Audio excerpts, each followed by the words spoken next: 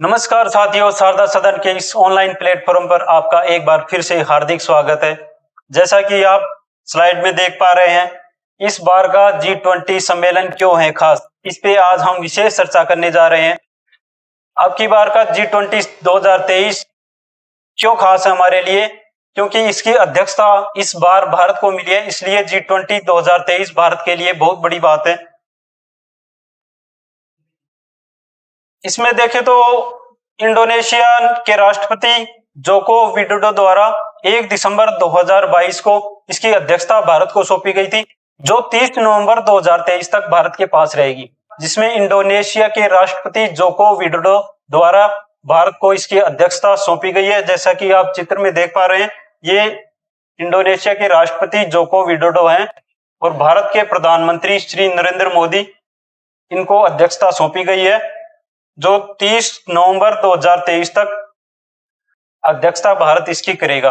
G20 के संबंध में मोदी जी ने क्या कहा है? G20 की अध्यक्षता ग्रहण करते समय मोदी जी ने कहा है, G20 का लोगो केवल प्रतीक चिन्ह नहीं है, यह संदेश है, यह एक भावना है जो हमारी रगों में है, यह एक संकल्प है जो हमारी सोच में शामिल रहा है।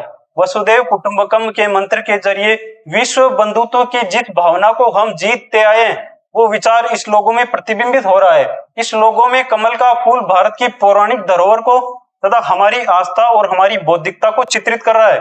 इसमें आप लोगों में देखोगे, अगर ये पृथ्वी है और ये इसमें कमल का चिन्ह है, ये कमल का चिन्ह भारत की पौराणिक धरोहर, हमारी आस्था और हमारी बौद्धिकता को चित्रित कर रहा है। वसुधैव कुटुंबकम के मंत्र के जरिए विश्व बंधुत्व की जिस भावना को हम जीते आए हैं, वो विचार इस लोगों में प्रतिबिंबित हो रहा है। ये पृथ्वी है और ये कमल का फूल, इस लोगों के द्वारा ये सब कुछ प्रतिबिंबित हो रहा है आपको। G20 the group of 20, G20 की जब स्थापना की गई थी तो उसमें 7 देश शामिल थे। इसकी स्थापना 1999 में की गई थी। 1999 में इसकी स्थापना के समय 7 देश शामिल थे। 7 देशों के नाम अगर आप देखना चाहो तो संयुक्त राज्य अमेरिका था, कनाडा था, जर्मनी था, फ्रांस था, इटली था, जापान था और यूनाइटेड किंगडम। ये 7 देश स्थापना के समय शामिल थे।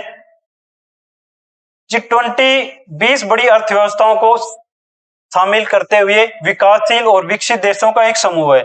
इसमें क्या है कि वित्त मंत्रियों और केंद्रीय बैंकों के गवर्नरों के बीच महत्वपूर्ण मंच के रूप में इसको स्थापित किया गया था।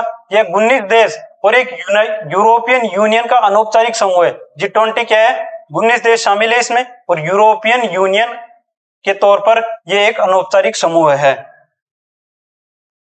G20 में अगर देखें तो यह विश्व की जीडीपी का 85%, यानी 20 देश पूरी विश्व की 85% जीडीपी का प्रतिनिधित्व करते हैं।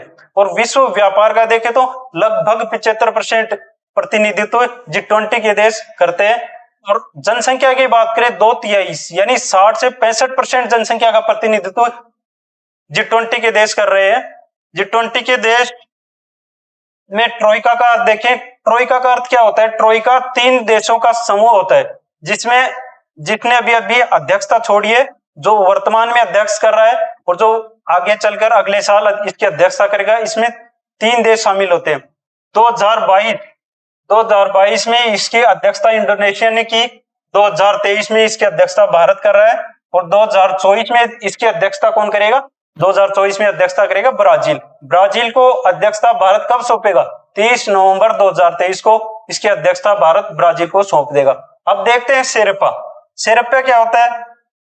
चूंकि G20 का कोई स्थायी सचिवालय तो है नहीं, इसके एजेंडे और काम का G20 देशों के प्रतिनिधियों द्वारा किया जाता है, जिसको शेरपा के रूप में जाना जाता है, जो केंद्रीय बैंकों के वित्त मंत्रियों और गवर्नरों के साथ मिलकर काम करता है। शेरपा क्या है? शेरपा एक ऐसा प्रतिनिधियों का समूह है जो केंद्रीय बैंकों के वित्त मंत्रियों और गवर्नरों के साथ मिलकर काम करता है। इसको शेरपा के नाम से जाना जाता है। इस बार का G20 राजस्थान के लिए क्यों खास है? राजस्थान के संदर्भ में अगर देखें, राजस्थान के 3 शहर इस बार मेजबानी कर रहे हैं। उसमें उदयपुर है, जोधपुर है और जयपुर है। 3 शहर राजस्थान के इस बार G20 की मेजबानी कर रहे हैं।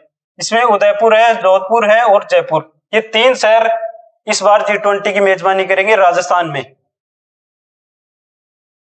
G20 का उद्देश्य क्या है? G20 का उद्देश्य है वैश्विक आर्थिक विकास करना। अगर कोई विकासशील देश या विकासशील देश से भी पिछड़ा अगर कोई देश है तो उसका सहयोग करने के लिए G20 देश एक साथ एक मंच पर आते हैं और उस देश को अपने बराबर ले आते हैं। अंतर्राष्ट्रीय व्यापार और वित्तीय बाजारों को नियमन को बढ़ावा देते हैं G20 देश।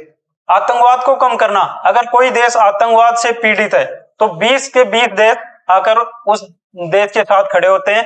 मानव तस्करी पर रोक लगाना और ग्लोबल वार्मिंग, जो आजकल बहुत बड़ी समस्या बनता जा रहा है, ग्लोबल वार्मिंग पर भी ये देश एक साथ काम करते हैं।